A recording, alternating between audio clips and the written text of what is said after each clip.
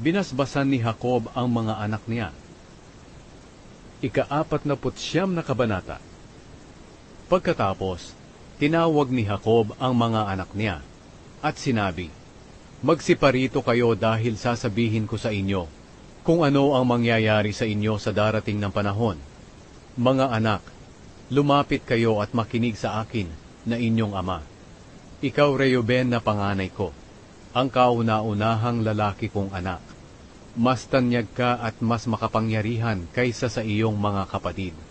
Pero katulad ka ng kumukulong tubig, dahil hindi ka makapagpigil sa iyong pagnanasa, kaya ka sumiping sa aking asawang alipin.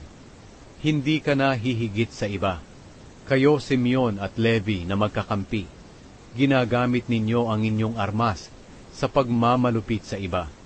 Hindi ako sasama o dadalo sa pagtitipon ninyo, dahil pumapatay kayo ng mga tao kapag galit kayo, at pinipilayan ninyo ang mga toro kapag gusto ninyo. Susumpain ko kayo dahil sa inyong galit na napakalupit. Paghihiwalayin ko kayo at ipapangalat sa Israel. Ikaw, Huda, pupurihin ka at igagalang ng iyong mga kapatid. Tatalunin mo ang iyong mga kalaban. Katulad ka ng batang leon na matapos hanapin ang sisilain ay bumabalik sa kanyang lungga at doon magpapahinga. At walang makakapagtangkang gumambala sa kanya. Patuloy kang mamumuno, Huda. Magmumula sa mga lahi mo ang magiging mga pinuno. Kaya magbibigay ng buwis sa iyo ang mga bansa at susunod sila sa iyo. Magiging sagana ang iyong lupain. Kaya kahit itali mo ang asno malapit sa pinakamagandang tanim na ubas, hindi niya ito makakayang ubusin dahil sa dami. At kahit ipanglaba pa ang katas ng ubas, hindi ito mauubos. Kaya dahil sa masaganang katas ng ubas, magniningning ang iyong mga mata.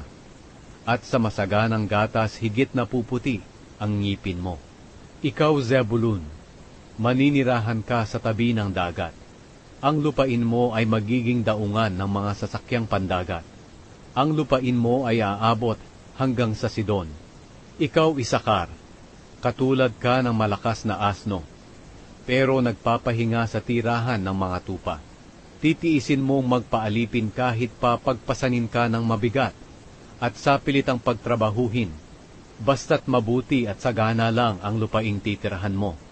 Ikaw, Dan, pangungunahan mong mabuti ang iyong mga tao, bilang isa sa mga lahi ng Israel.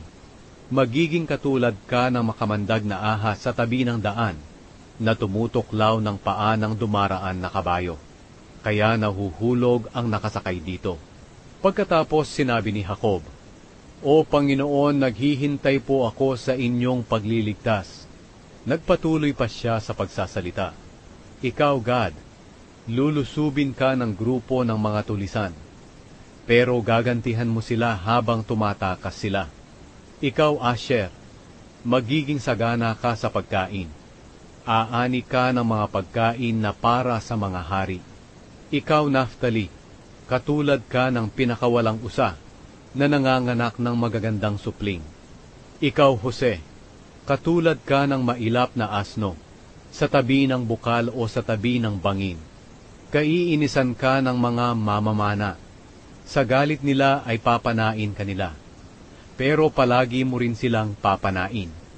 At ang braso mo ay patuloy na lalakas, dahil sa tulong ng makapangyarihang Diyos ni Jacob, ang tagapagbantay at ang bato na kanlungan ng Israel.